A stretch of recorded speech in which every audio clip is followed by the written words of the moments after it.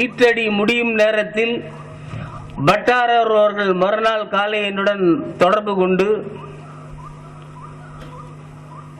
என்ன கிளியே என்ற பாடல் எழுதி முடித்திருக்கிறீர்களா என்று கேட்பார்கள். ஆமான், மறுநாள் அங்கு வந்து அந்த பாடலை பார்க்க வருவார். அப்படியே ஒரு பாடல், அதாவது இந்த பாடல் எழுதத்துக்கும் சீதலா என்னை இங்கு அடைத்து ஏதோ சொல்லுவதற்கும் என்ன சம்பந்தம் என்று எனக்கு தெரியவில்லை. நான் பண்ண சார் சொன்ன மாதிரி முன்றை வினைப்பயன் முன்றைய புண்ணியம், அந்த ஒன்று நாள் மட்டுமே தான். இன்று நினைத்தால் கூட இதே மாதிரி பாடல்கள் எழுத வருமா என்பது மிகவும் அச்சம்.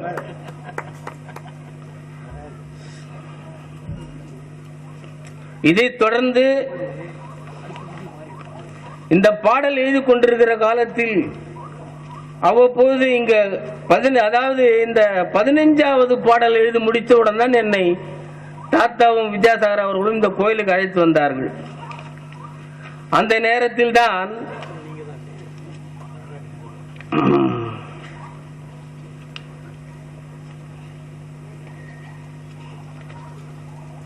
15வது பாடல். இந்த பாடலை குருஜி ராகவ பட்டாச்சாரியார் அவர்கள், இந்த பட்டாரகர் அவர்கள் என்னை இந்த கோயில் வரும்போதெல்லாம் இந்த பாடலை பாடி பாடி மிகவும் ஆழ்ந்த அனுபவத்துடன் தன் மெய்மறந்து ரசித்துக் கொண்டிருப்பார். அதை முக்கியமாக சொல்ல கடமைப்பட்டிருக்கிறேன். இருக்கும் இடம் காட்டி என்னை அழைத்தாயே,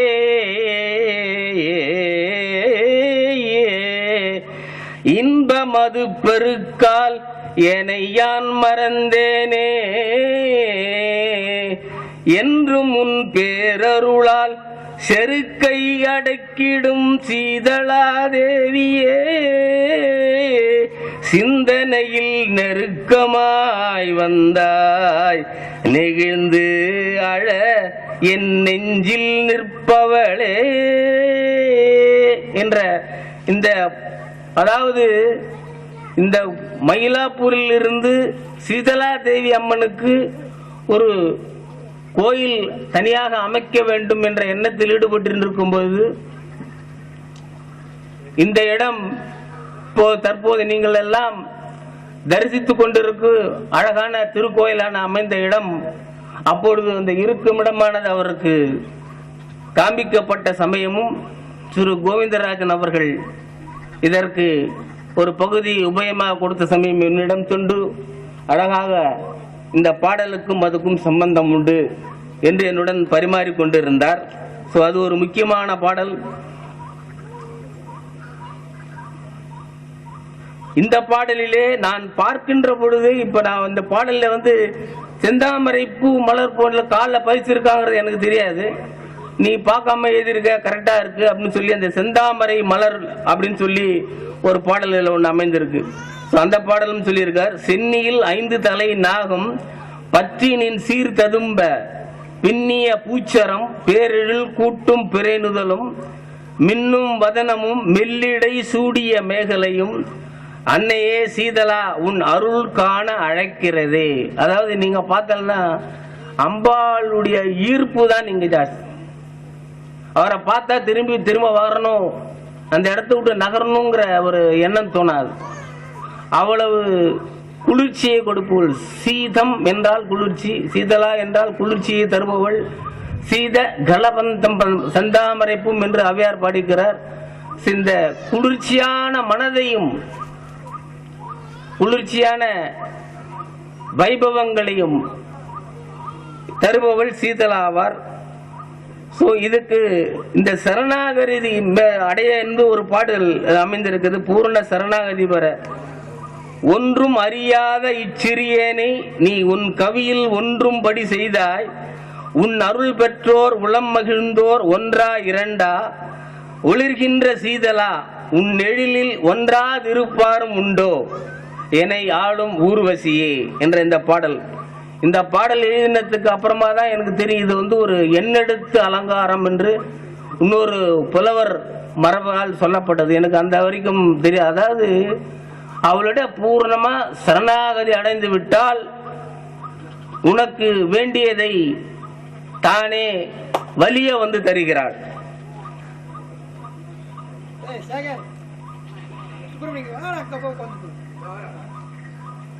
அதாவது ஊர் வழிபாட்டில் உண்மை உணர்த்தி நீ ஓங்குகின்றாய், நேர்வழி காட்டிய யக்ஞேச பட்டர் நிறைவுறுத்தும் சீர் வழிபாடாக சீதலா உன் நாமத்தை செப்ப வைத்தாய், யார் வழி கட்டினார் ஈச மகாபட்டர் என் குரு. அவருடைய குருஜி ராகவனுடைய சீதலா என்னுடைய தேவதையை அவருக்கு அவனுடைய மகிமையை உபசித்தவர் ஈச மகாபட்டர் என்னும் ராகவன் குருஜியின் குரு.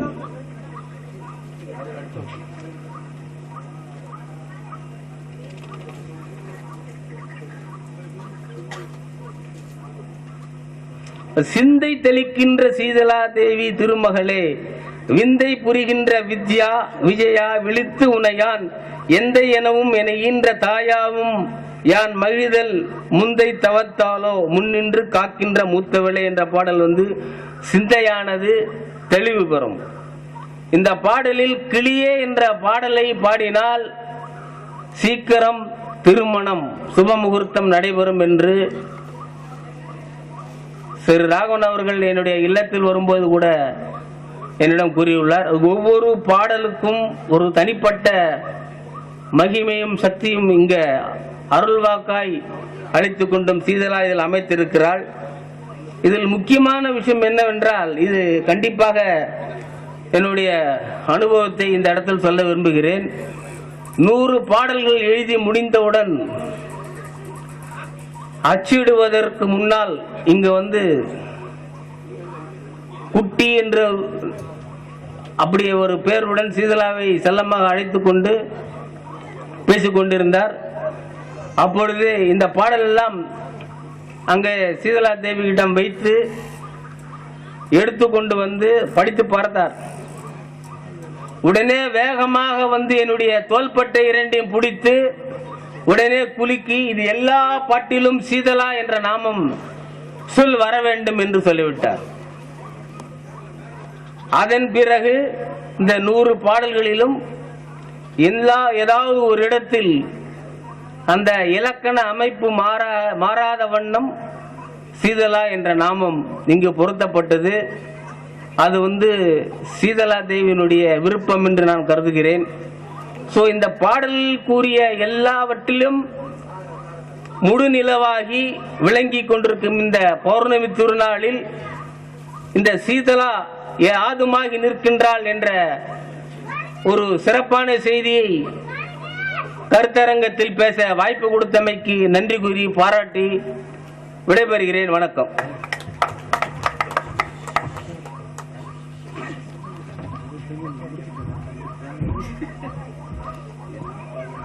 அருணகிரி அனுபவம் நாயேற்கு காட்டு என்றபடி ஒரு அடியாருக்கு ஏற்பட்டிருக்கிற அனுபவம் தான் நமக்கு ஏற்படணும். அதுதான் ரொம்ப முக்கியம், த டிவைன் எக்ஸ்பீரியன்ஸ். எனவே இவருக்கு அம்பிகை எப்படிப்பட்ட ஒரு அனுபவத்தை கொடுத்திருக்கிறாளோ அந்த அனுபவத்தை நாம் பெறுவதற்குரிய வகையிலே மிக அழகாக தன்னுடைய அனுபவத்தை எல்லாம் இங்கே நமக்கு அளித்தார். அடுத்தபடியாக வித்யாசாகரம் அவர்கள், சாகரம் என்றாலே கடல் என்று பொருள். இதுவரையிலே அவர் தமிழ் கல்வி கடலாக இருந்தவர். இப்பொழுது குருஜியினுடைய பாதார விந்தங்களிலே பணிந்து விட்டு ஒருவேளை அவர் ஸ்ரீவித்யா சாகரமாக அவரை ஆக்குவதற்கு சீதலாதேவி இப்படி ஒரு அருமையான வைபவத்தை அவருக்கு ஏற்படுத்தி கொண்டிருக்கிறார் நினைக்கிறேன். அந்த அளவுக்கு அவர் இப்பொழுது அம்பிகையினுடைய அருளுக்கு பாத்திரமாகி அம்பிகையின் மேலே அழகான கவிதைகள்லாம் பாடுகின்ற அளவுக்கு அவருடைய பேரருளுக்கு இடமாகி இருக்கிறார். அவர் இப்பொழுது தன்னுடைய அனுபவங்களை எல்லாம் அழகாக சொல்வார். அதை தொடர்ந்து நாம் நிறைவுரைக்கு வரலாம். இப்பொழுது அவரை பேசுமாறு அன்போடு அழைக்கிறேன். சுப்பிரமணிய, அனைவருக்கும் வணக்கம். நீண்ட நாட்களாக இந்த ஒரு நல்ல ஒரு சிந்தனை என்ன என்று சொன்னால், சீதலாதேவி பற்றி எல்லோருக்கும் அறிமுகப்படுத்தி அதனுடைய அன்பு செல்வ தகவல்களை உங்களுக்கெல்லாம் பரிமாற வேண்டும் என்று ஆசைப்பட்டு கொண்டிருந்த நல்ல தருணத்தில் அறிமுகப்படுத்துகின்ற ஒரு பொருளை, அதற்கு நல்ல தரம் வாய்ந்த ஒரு தலைவரை கொண்டு நிகழ்ச்சியை அறிவித்தால் நன்றாக இருக்கும் என்று நினைத்த பொழுது அம்பிகையினுடைய உத்தரவுப்படிதான் நமது முத்துகிருஷ்ணன் அவர்கள் வந்தார்கள். நல்ல ஒரு மனிதநேய மாமணியாக திகழ்கின்ற அவர் பொருளுக்காக தன்னை இழக்காமல் அருளுக்காக மட்டுமே தன்னை அன்போடு அடகு வைத்துக் கொண்டிருக்கக்கூடிய ஒரு அருளாளர். ஆகவே இந்த தமிழுக்கும் அவருக்கும் தொடர்பு என்று சொன்னால் பக்தி ஒன்றுதான் அவருக்கு தொடர்பு. அவர் கணித ஆசிரியர். கணித ஆசிரியராக இருந்தவருக்கு திடீரென்று நல்ல தமிழ் மீது ஒரு பற்று வந்த காரணத்தினாலே மிக மிக அழகாக பாடல்களை பாடி பேசுவதற்கு ஒரு அருள் வாய்ப்பை இந்த அம்பிகை தந்திருக்கிறார். நான் ஒரு எளிமையை சொல்ல வேண்டும் என்று சொன்னால், நிறைய செய்திகளை சொல்வது சுருக்கமாக 2 செய்தியை சொன்னால் போதுமாறும். இந்த மேடையின் நிகழ்ச்சியை தொடங்குகிறோம் என்று சொன்னால், இந்த குருஜி அவர்களை இந்த மேடையிலே அழைத்து அவரை அமர வைத்து இந்த நிகழ்ச்சியை தொடங்க வேண்டும் என்ற ஆசை எனக்கு இருந்தது. ஆனால் இருந்தாலும் திடீரென்று நாம் அழைத்த பொழுது அவருக்கு பல பணிகள் இருக்கும், யாராவது அவரை பார்க்க வந்திருப்பார்கள். ஆகவே திடீரென்று என்ன சொல்லுவார், நீங்க நிகழ்ச்சியை தொடருங்கள், நான் ஒன்று கேட்கிறேன் சொல்லுவார். மிகச் சிறந்த ஒரு பண்பாளர் நம்முடைய குருஜி அவர்களிடத்தில் என்ன தகவல் என்று சொன்னால், வந்து பார்த்தவர்களுக்கெல்லாம் தெரியும், எத்தனையோ ஊர்களிலே நாங்கள் நிகழ்ச்சி நடத்த போவோம், நிகழ்ச்சி கேட்பதற்கு அந்த யார் நிகழ்ச்சி அமைக்கிறாங்களோ அவரே எதிர்க்கு உட்கார்ந்து கேட்க மாட்டார். இந்த ஆலயத்துடைய ஒரு சிறப்பு என்ன என்று சொன்னால், எத்தனை பணிகள் இருந்தாலும் எத்தனை பக்தர்கள் இருந்தாலும் ராகவன் குருஜி அவர்கள் எதிரிலே அமர்ந்து உட்கார்ந்து கேட்கக்கூடிய ஒரு அற்புதமான ஒரு பண்பாளர் யார் என்று சொன்னால் நமது குருஜி அவர்கள். ஆனால் அதைவிட இன்று ஒரு படிக்கு மேலாக யாதுமாக நிற்கக்கூடியவள் அல்லவா சீதலா, மேடையிலே அமர்ந்து விட்டார் என்று சொன்னால் இதுதான் இன்றைய இந்த தலைப்பினுக்கு மைய பொருள். இதை உணர்ந்து கொண்டால் போதும். எனக்கு தெரிந்த நிகழ்ச்சிக்கு வந்திருப்பவர்கள் இங்கு இருப்பவர்கள் தொடர்ந்து வருகிறார்கள். எத்தனை இடத்திலே ஒரு இருக்கை போட்டி இருக்கும், கீழே உட்கார்ந்து கேட்டுக்கொண்டிருப்பார். எத்தனை நிகழ்ச்சிகளாக இருந்தாலும் நீ பேசிடு, நீ பார்த்துரு, நீ செய்திரு என்று சொல்லுவார். இன்று அந்த அம்பிகை அவருடைய உள்ளத்திலே அமர்ந்து இந்த மேடையே அமர்ந்திருக்கார் என்று சொன்னால் இதுதான் சாட்சி பொருள். இரண்டாவது நிகழ்ச்சி, நாம் நினைக்கக்கூடிய எல்லா பொருள்களிலும் அந்த அம்பிகை இருக்கிறாள் என்று சொன்னால் நமக்கு ஒரு 3 பொருளை நம் இடத்திலே கொடுத்திருக்கிறாள். அந்த பொருள் என்ன என்று சொன்னால் எண்ணம், சொல், செயல். இந்த மனம், மொழி, மெய் என்று சொல்கிறோமே, நம் இடத்திலே 3 கருவிகளை கொடுத்திருக்கிறார். அந்த கருவியை கொண்டு அந்த அம்பிகையை தொழுதல். எண்ணத்திலே நல்ல எண்ணமாக இருக்க வேண்டும் என்று சொன்னால் அதற்கு யார் என்று சொன்னால் நமக்கு அமைந்த குரு அது மாதிரி நல்ல எண்ணமாக இருக்க வேண்டும். நாம் சொல்லுகின்ற பொழுதெல்லாம் அவ்வளவு மகிழ்ச்சியாக அவர் கொடுக்கக்கூடியது நாம் எல்லாம் வேடிக்கையாக சொல்லுவோம், இந்த வலது கரத்தில் கொடுப்பதை இடது கைக்கு தெரியக்கூடாது என்று சொல்லுகிறோமே, அது போன்ற தான தர்மங்களை படிப்படியாக நடத்தி கொண்டிருக்கக்கூடிய ஒரு வள்ளல். ஆகவே இந்த இடத்திலே அதிகப்படியாக எனக்கு தெரிந்த அளவிலே நான் அழைத்து அன்பர்களை எல்லாம் மாமாவுடைய அருளாசி பெற்ற பொழுது மகப்பேறு வாய்க்க பெற்றவர்கள் தான் மிக மிக அதிகம். அதனால் தான் சீதலா பதிகம் என்று ஒன்று சொல்லி இந்த மதுரையம்பதியிலே ஒவ்வொரு அஷ்டமிக்கும் சொல்வாரே, அந்த சீதலா பதிகத்தை கொடுத்து அதை பாராயணம் செய்து பலன் பெற்றவர்கள் மிக அதிகம் பேர். ஆகவே அந்த எண்ணம், சொல், செயலாக இருக்கக்கூடிய உருவமாக இருக்கக்கூடிய ஒரு அருள் மாலையாக திகழ்பவர் நமது பட்டாரகர். அம்பிகை பற்றி சொல்ல வேண்டும் என்று சொன்னால் ஒரே ஒரு செய்தி. அண்மையிலே போன வாரத்தில் நடந்த ஒரு உண்மை நிகழ்ச்சி. நான் ஒரு ஊருக்கு போயிருந்தேன், சென்னையில் மிக அருகில் இருக்கக்கூடிய கல்பாக்கத்திற்கு சென்றிருந்தேன். அந்த நிகழ்ச்சிக்கு என்னன்னா மயான கொள்ளை நிகழ்ச்சி. என்னை அன்போடு பேசுவதற்காக அழைத்திருந்தார்கள். உள்ளே போய் பார்த்த உடனே ஒரு நிமிடம் எனக்கு ஆச்சரியம் என்னன்னு சொன்னால், நம்முடைய சீதலா தேவிக்கும் அந்த அம்பிகைக்கும் ஒரு நூல் கூட வேற்றுமை இல்லை. ஒரே சிற்பி தான் இந்த சிலையும் அந்த சிலையும் வடித்திருப்பாரா என்று நான் ஆச்சரியப்பட்டேன். ஆனால் என்ன தலைப்பு கொடுத்திருந்தேன் தெரியுமா, அம்பிகையின் அருள் வெள்ளம் என்று ஒரு தலைப்பு கொடுத்திருந்தேன். அங்க வால் போஸ்ட் எப்படி அடிச்சிருந்தார்கள் சொன்னால் அம்பிகையின் அருள் வெள்ளம் என்று அடித்திருந்தார்கள். அதை பார்த்த உடனே எனக்கு கொஞ்சம் மனசு கஷ்டமா போச்சு.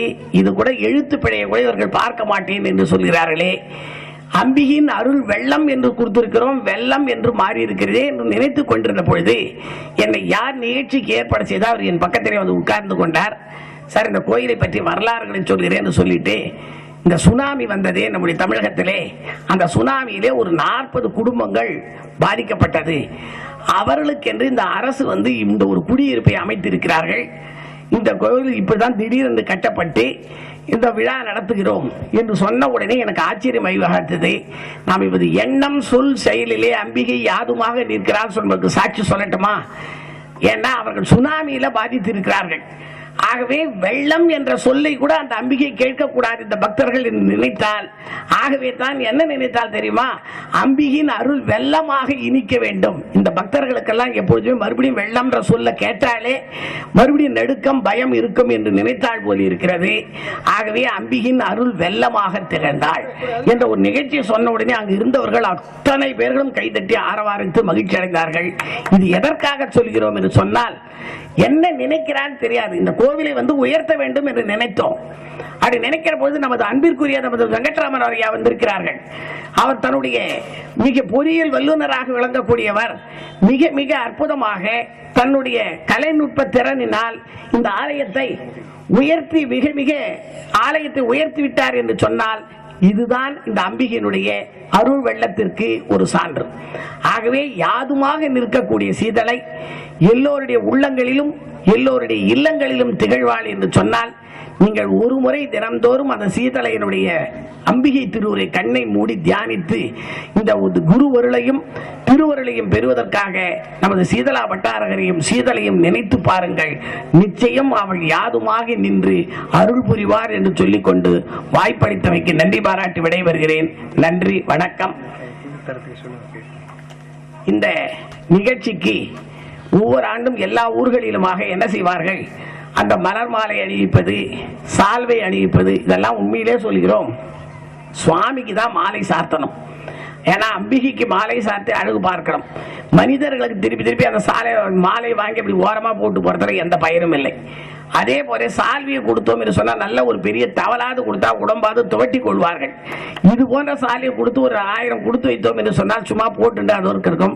ஆனால் நமது சீதளா பட்டா இந்த தடவை நினைத்து பார்த்தார், அந்த அம்பிகை திருவுருவம் பொறித்த ஒரு ஷீல்டு மாதிரி ஒன்று கொடுத்தால் அந்த பார்க்கிற பொழுதெல்லாம் அவர்கள் நம்மை நினைத்து பார்ப்பார்கள் என்று நினைத்து புதிதாக இங்கு இருப்பவர்களுக்கெல்லாம் சிறப்பு செய்ய வேண்டும் என்று சொல்லி அருமையாக அம்பிகையினுடைய திருவுருவம் பொறித்த ஒரு அற்புதமான ஒரு சுழற் கோப்பை போல ஒன்று அற்புதமாக இருக்கிறார்கள். இப்பொழுது அவருடைய திருக்கரங்களால் இந்த மேடையில் இருக்கக்கூடியவர்களுக்கெல்லாம் வழங்கி இருக்கிறது. எல்லோரும் கரவொலி எழுப்பி நமது தலைவருக்கு தருகிறார்கள். மற்ற அன்பர்களுக்கு தருகின்ற போது கையொலி எழுப்பி அந்த பரிசு பொருளை அவர்களை மனமோந்து ஏற்றுக்கொள்ளுமாறு அன்போடு வேண்டுகிறோம்.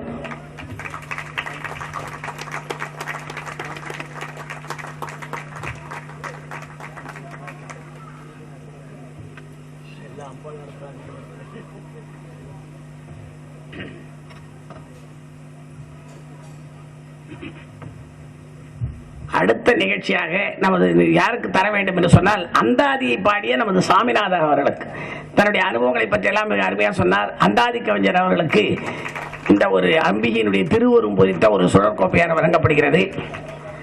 அதற்கு அடுத்ததாக தங்கமான நிகழ்ச்சி தங்க சொல்லதால் தங்க தமிழினால் இந்த அருமையாக இந்த மேடையில் வந்து மேடையை அலங்கரித்த தங்கம் அவர்களுக்கு தரும். எல்லோருடைய கையிலும் இப்பொழுது பாமாலை திகழ்கிறது என்று சொன்னால் அதற்கு மூல காரணமாக இருந்த நமது கண்ணன் அவர்களுக்கு இப்பொழுது குருஜி அவர்கள் வழங்கி சிறப்பிக்கிறார்கள்.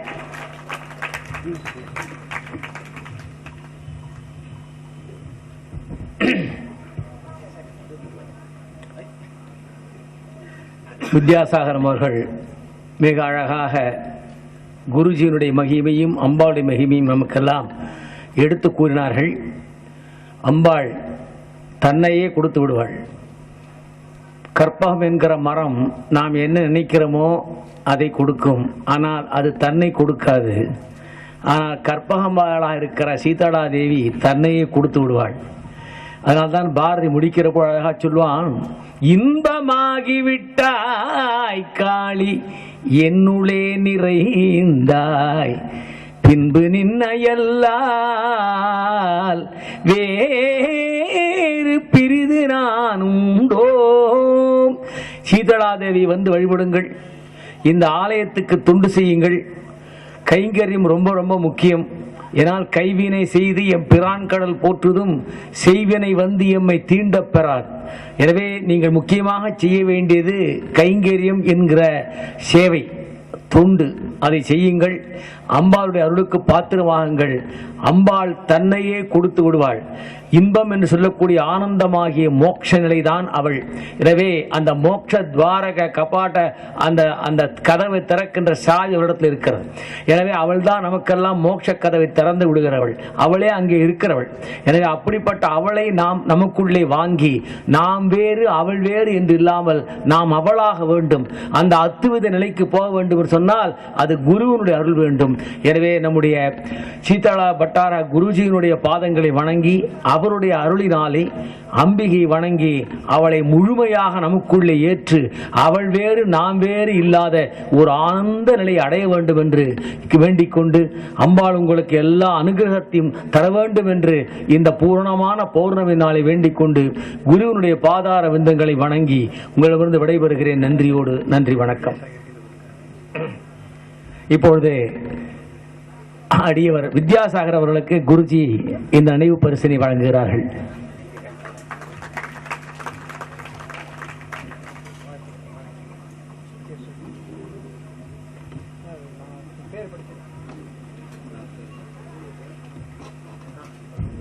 ஆன்மீக அருளாளர்களே, அனைவருக்கும் வணக்கம்.